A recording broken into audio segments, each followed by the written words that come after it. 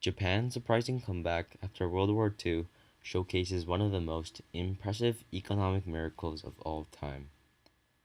Combining the people's strength and government policy, they were able to pull it off. But let's start back at World War II. Japan was obviously one of the countries involved in the war, but they were also one of the countries that lost it. Including the atomic bombs, Japan suffered a huge amount of loss in the war. After all of the conflict, Japan was in ruin, but through a multitude of policies and actions, they used their destruction as an opportunity for a fresh new start and underwent an economic miracle that lasted all the way to the 80s. So let's start right when Japan surrendered. They had been beaten and the country was in ruins. Many industrial and commercial buildings had been destroyed. Machinery originally used for production for customers were scrapped for the war. Because of all this destruction and loss, Japan and its people did not look like they were in good condition. Including all the soldiers sent back from the military, Japan had 13 million people unemployed. Although it didn't last long, as 18 million people were employed through agricultural jobs, these people were still being extremely underpaid.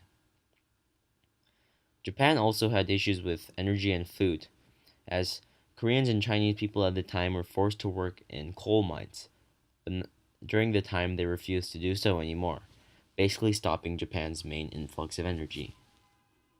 Rice, the main source of food for Japan, was at shortage as well. Also at the time, the US strongly occupied Japan, partially because they felt bad about nuking them and wanted to help them out, but mostly because they didn't want Japan to lose completely economically and turn to communism, as that would give control of the Pacific to the Soviet Union. You see, at the time, the relationship between the Soviets and the US were very tense because of differing ideals of government. The US made some changes in Japan's system, including the order to stop developing the military. This ended up helping Japan because of the fact that they didn't need to waste any money on the armed forces, giving a helpful influx of money that they could surf on.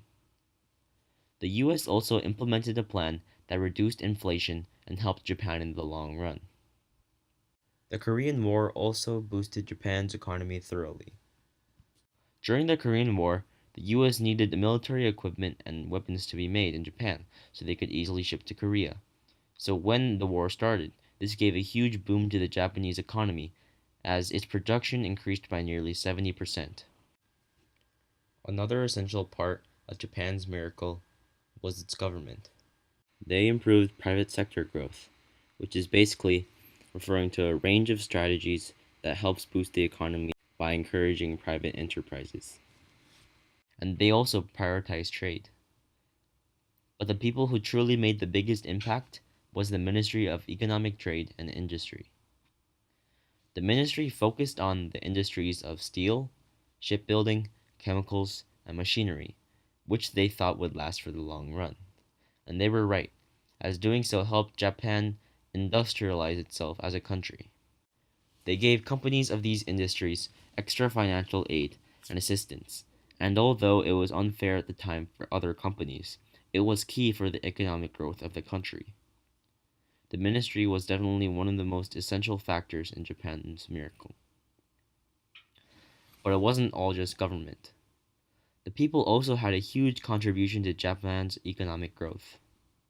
The Japanese people during this time had the ability to bring over foreign technologies and skill from other places and make them better, and use them to improve their own system and economy. For example, the Japanese were the first ones to change photographic equipment brought from other countries, and they replaced mechanical components with electronic ones.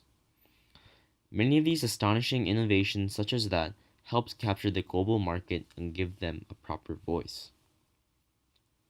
So in conclusion, Japan was in a pretty bad state, but because of the effort of the country and having the skill to bring over foreign policies, techniques and technology and implement them into their own system, they were able to become one of the most influential countries in the world. Japan is now currently third in the world by GDP, only bested by two countries, the US and China. proving the impossible. So, any country that is in economic trouble, they should consider reflecting on their own strengths and weaknesses, being open to new strategies and ideas, finding what the people excel at and using that to their advantage, focusing on certain industries and transforming. So basically, they should remember the miracle of Japan.